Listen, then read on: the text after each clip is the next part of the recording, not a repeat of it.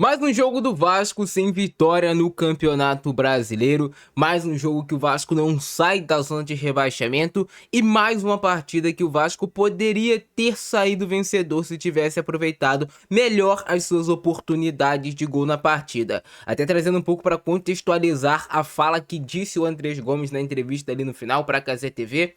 Às vezes parece que o Vasco precisa focar também mais no lado espiritual. Porque, de fato, é assim, absurdo, cara. Muitas vezes o adversário não precisa chegar tantas vezes ao gol do Vasco para marcar o gol. E o Vasco, às vezes, precisa dar 20 chutes no gol para uma bola entrar. E o Vasco, mesmo às vezes, tendo oportunidades mais claras de gol, como aconteceram na partida de hoje. Obviamente que a gente também precisa falar sobre um problema que o Vasco tem na hora de fazer gol. Está escancarado. Ano passado, quem fazia gol no Vasco era o Ryan. Nessa temporada, quem faz gol no Vasco, não temos muito assim. A gente tem um Spinelli que briga muito lá na frente, mas que na hora de fazer o gol, em alguns momentos, claro, ele faz. Marcou, se não me engano, 6 gols no Vasco, mas tem dificuldade. O Vasco não tem um 9 matador e os pontas do Vasco pelo lado do campo, tirando o Andrés Gomes, que é muito criticado por quem não entende de futebol, que ainda consegue ter uma boa finalização. E assim, para quem assistiu a minha análise ano passado de quando o Andrés Gomes foi contratado, onde ele jogou uma temporada toda pelo lado direito, jogando lá na Major League Soccer, sabe que o Andrés Gomes, de 10 gols que ele fez lá, pelo menos 8 foram dessa maneira, trazendo para sua perna não dominante e batendo no ângulo do goleiro, tirando do ângulo do goleiro, porque assim, até como o Reinaldo falou também na entrevista pós-jogo, o Reinaldo que estava marcando ele fez o gol com a sua perna não dominante, ele fez o gol com a sua perna ruim. Então, quando o Andrés Gomes dá esse come para dentro, o adversário até às vezes pensa, vou deixar ele bater porque não vai ser gol. Se ele não tá batendo bem com a perna boa dele, com a perna ruim, não vai ser gol. Pelo contrário, talvez a perna ruim do Andrés Gomes é na qual ele finalize melhor. Mas agora vem aqui pro nosso campo tático entender um pouco sobre também as mudanças que fez o técnico Pedro Emanuel, que resultaram nesse resultado pro Vasco. Porque o Vasco fez no primeiro tempo de uma forma, taticamente, o Vasco tinha uma ideia no primeiro tempo e depois o Pedro Emanuel foi mudando muito o Vasco taticamente no decorrer do jogo. Vem comigo. Esses foram os desenhos de Vasco versus Mirassol. Um Vasco hoje bem mudado em peças e também taticamente em relação a alguns confrontos anteriores, aos jogos anteriores do Pedro Emanuel. Vasco hoje veio jogando de fato em 4-4-2, com 2 volantes e com 2 atacantes, né? O Ramon Rick sendo esse segundo atacante e o Spinelli de fato sendo o centroavante. E esse foi o cenário do Vasco no primeiro tempo. Enquanto isso, o time do Mirassol veio jogando em um 4-2-3-1, também pode ler como um 4-3-3, com o Japa como um volante, mas ele acabava funcionando muito mais como um meia quando o Mirassol tinha essa posse de bola. E qual era o cenário da partida? O cenário era um Vasco sem o Thiago Mendes, sem poder para controlar o meio de campo. A entrada do Tietê faz o Vasco perder muito tecnicamente, a gente sabe disso, perde em força, perde em liderança, perde em tudo. E ele fez a escolha por não começar com o Nuno Moreira e começar com o Ramon Rick, porque o Ramon Rick entrou bem no último jogo do Vasco na Sul-Americana, o Nuno não tinha ido bem, o Rojas está mal, então ele preferiu colocar o garoto que tem mais estatura, que tem força para jogar. O Ramon Rick fez um jogo legal, cara. Poderia ter marcado gol, poderia ter dado assistência. Gostei dos movimentos do Ramon Rick, mesmo jogando em uma posição que não é a dele, podemos dizer. Jogando hoje como se fosse um segundo atacante, quase que um camisa 10 em muitos momentos da partida. No segundo tempo ele mudou completamente o posicionamento do Rick, e que voltou para ser um volante. Mas o cenário do jogo era o Mirassol tendo mais a posse de bola, e é o estilo de jogo do Rafael Guanais, então ele empurrava o Bruno Santos, o Gustavo Silva um pouquinho mais para dentro, o Bruno Formiga dava muita essa amplitude pelo lado do campo. E qual era a ideia do técnico Rafael Guanais? Ter o Bruno Formiga caindo aqui nesse embate 1 contra 1 e caindo aqui nas costas do Cuiabano. Talvez vocês perceberam que o Cuiabano hoje fez um jogo um pouco abaixo, tecnicamente e tudo mais, mas ele tinha muito que ter essa preocupação aqui com o Formiga nas costas dele o tempo todo, e isso impediu talvez o Cuiabano de ter a sua melhor atuação. Ele colocava o Edson Carioca entrando também um pouco mais por dentro. O Reinaldo dava essa amplitude mais pelo lado esquerdo, mas diferente do outro lado com o Bruno Formiga, que era um cara para infiltrar nas costas, muitas vezes do Cuiabano, com essas tentativas de lançamento. O Reinaldo era mais um jogador para construção aqui do lado esquerdo, para receber a bola e para conseguir construir. Ele tinha o Japa jogando como um camisa 10, o Denilson e o Aldo entrando aqui também para o meio de campo e fazia a saída com o Gabriel e com o João Vitor. Isso era o Mirassol já em uma fase mais avançada de construção. O Vasco marcava no seu 4-4-2, o Ramon Rick e o Spinelli tinham o papel de tentar fazer essa bola não entrar aqui por dentro, né, nesses meias do time do Mirassol, que buscava ter superioridade numérica por dentro, e funcionou. O Vasco marcou bem o Mirassol na maior parte do tempo no primeiro tempo. O Mirassol não teve nenhuma grande oportunidade de gol no primeiro tempo construindo o jogo. Como é que o Mirassol fez o gol? Uma jogada de bola parada, desatenção do Puma, desatenção do Barros, algo que já é recorrente nesse time do Vasco. Mas esse 4-4-2 do Vasco compacto aqui, com um bloco mais médio para baixo, sem pressionar tanto, claro que em alguns momentos o Vasco, jogando dentro de casa, tentou fazer uma pressão, mas não era um pressing, aquela pressão onde encaixa um para cada um, não. Era um Vasco mais conservador no jogo de hoje. E a ideia do Vasco era qual? Recuperar a bola nesse setor do meio de campo, que aconteceu em muitos momentos, ou recuperar a bola pelos lados do campo e sair em jogadas de contra-ataque. E em muitos momentos isso aconteceu. Ou então, quebrar essa bola para o Spinelli conseguir sustentar essa bola para jogar para o lado do campo, ou para o Andrés Gomes, ou para o Adson. Mas o Vasco muito atento aos saltos de pressão para recuperar essa bola. E tivemos, durante o primeiro tempo, várias jogadas. Bota aí pelo menos umas 3, 4 situações que o Vasco recupera a posse de bola, tem campo aberto com o Mirassol completamente exposto, tendo que correr para trás, porque o Mirassol tinha um posicionamento ofensivo muito forte, e o Vasco não conseguiu aproveitar, não conseguiu finalizar bem essas jogadas. Teve uma excelente possibilidade com o Ramon Rick, que o goleiro Walter fez uma excelente defesa. Teve um lance com o Andrés Gomes, que 4 jogadores entraram na área. Ele acabou preferindo a finalização para o gol. Eu acredito até que a opção de passe para o Adson era melhor, mas ele acabou buscando a finalização. A bola passou relativamente perto. Teve algumas puxadas de contra-ataque também do Adson, que o Vasco não conseguiu finalizar tão bem, não conseguiu resultar em gol. Então a ideia do Vasco era marcar com um bloco mais médio baixo, recuperar a bola, transição rápida, jogar em campo aberto, contra-ataque em cima do Mirassol. Poderia ter funcionado se o Vasco tivesse tido um acabamento melhor nas jogadas, e a estratégia do Pedro Emanuel teria sido bem concluída, podemos dizer. De ter um Vasco compacto atrás, sem sofrer tantos riscos assim, e o Vasco conseguindo agredir o Mirassol, tendo as melhores possibilidades, mas não conseguindo finalizar tão bem as jogadas. E esse era o desenho do primeiro tempo. O que aconteceu? Uma jogada de bola parada, um escanteio que com certeza é treinado pelo Mirassol do Rafael Guanais, bola no primeiro pau, o Vasco dormindo mais uma vez, e assim, é um absurdo, cara, porque o Vasco ele leva quase todo o jogo gol de escanteio, de jogadas de bolas paradas, e parece que não muda, é desatenção. Ali a gente não pode falar que o Pedro Emanuel organizou mal a marcação do Vasco na área, nada, cara, aquilo ali foi, claro, uma clara desatenção dos jogadores. Se o Vasco tivesse atento, teria cortado aquela bola que vem a meia altura ali no primeiro pau. Mas tá todo mundo olhando pra cá, pra lá, e quando o escanteio é cobrado, surpreende. E o Igor Formiga faz o gol pro time do Mirassol. A partir daí, o Vasco começa a atacar um pouco mais, tendo a posse de bola. E o desenho do Vasco era o Andrés Gomes atacando aqui pela esquerda, junto com o Cuiabano, o Adson junto com o Puma pelo lado direito, e aqui poderíamos ter o Puma bastante aberto, o Adson um pouco mais por dentro, o Ramon Rick funcionando como esse elo de ligação camisa 10, o Spinelli funcionando como esse centroavante para tentar prender os zagueiros, o Barros, que no primeiro tempo em alguns momentos descia para fazer essa saída de 3, principalmente quando o Vasco leva o gol, e o Tietê funcionando como esse pivô de construção, jogando aqui um pouco mais por trás. Essa muitas das vezes era a ideia do Vasco quando tinha a posse de bola.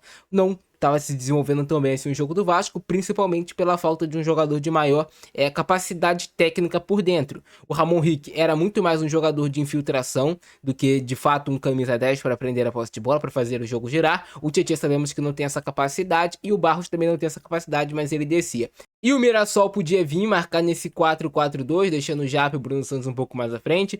O Japa podia entrar, para o Aldo também ser aqui mais um jogador e defender talvez em um 4-1-4-1 em alguns momentos, o time do Mirassol. Mas o interessante era que o Vasco não tinha esse poder de circulação, mas mesmo assim o Vasco conseguia ameaçar o time do Mirassol. Mesmo assim, o Vasco conseguia fazer esse Mirassol ficar atrás, e o Vasco conseguia criar, gerar perigo, alguma possibilidade de gol, mesmo de forma desordenada, às vezes em jogadas individuais do Andrés Gomes, às vezes de fato com a bola do Tietê um pouco mais à frente, mas o Vasco conseguia de alguma forma fazer esse Mirassol ficar desconfortável. E no segundo tempo mudou bastante essa postura do Vasco.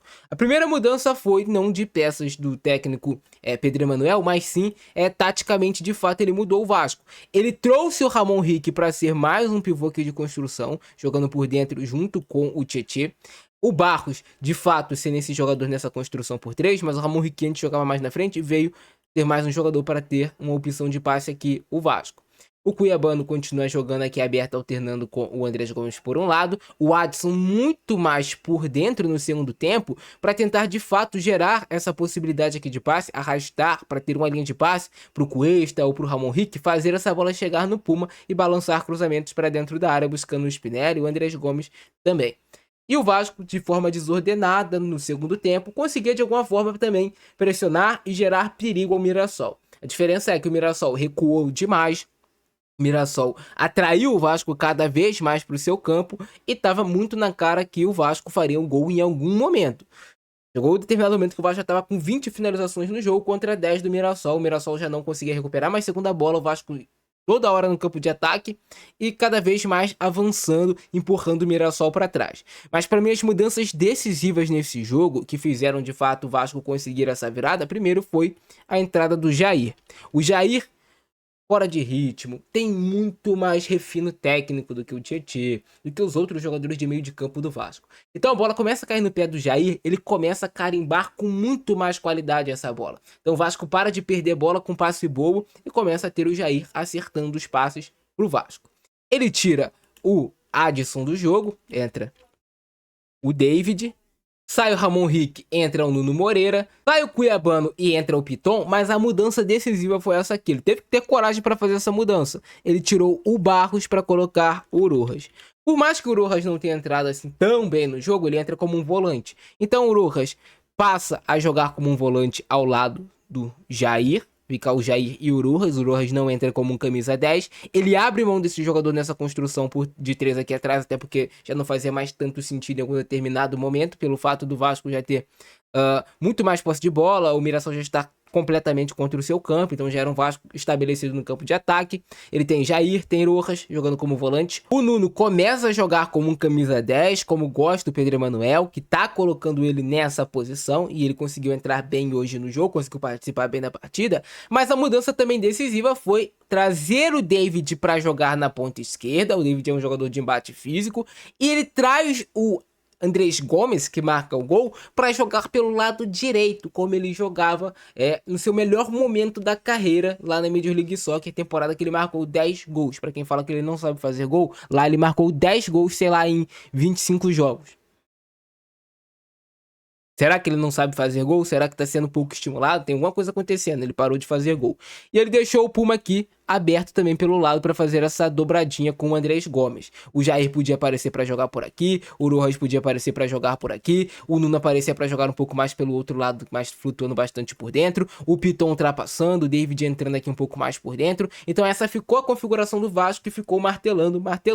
Parecia talvez que o gol não fosse sair. O Vasco, a bola passava na área de um lado para o outro, e o Vasco não conseguia fazer o gol, não conseguia ser efetivo. Mas aí uma jogada individual do Andrés Gomes trazendo para dentro após várias tentativas, sai o gol do Vasco. Um baita de um golaço do Andrés Gomes. Esses foram os detalhes que você não conseguiu perceber no gol de empate do Vasco contra o Mirassol. O Pedro Emanuel teve coragem nesse jogo do Vasco contra o Mirassol, e isso é inegável. Nesse momento do jogo ele tinha deixado como a dupla de volantes Jair e Rojas, dois jogadores extremamente ofensivos, obviamente aproveitando que o Mirassol estava muito recuado, e ele tinha o Andrés Gomes jogando pelo lado direito, o David pelo lado esquerdo, mas nesse momento estava dando peso dentro da área, o Nuno Moreira funcionando como um camisa 10, e o Puma também, pela necessidade, já pisando dentro da área, até porque é um dos jogadores do Vasco que tem mais estatura. O Piton faz esse cruzamento para dentro da área, o Mirassol muito afundado, o volante já entrando, os dois zagueiros, mas o zagueiro do Mirassol vence esse duelo do Puma, consegue afastar a bola e caiu para uma situação de mano a mano do Andrés Gomes contra o Reinaldo. E o Reinaldo não imaginava que o Andrés Gomes cortaria essa bola para o meio para buscar a finalização,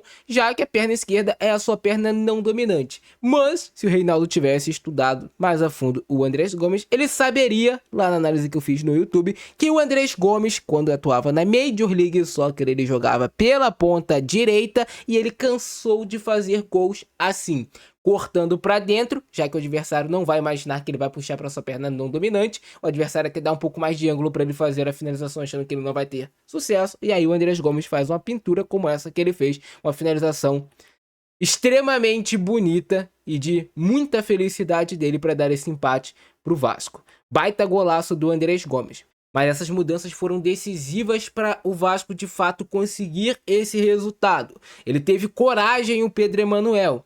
É um começo de trabalho, pouco tempo para treinar.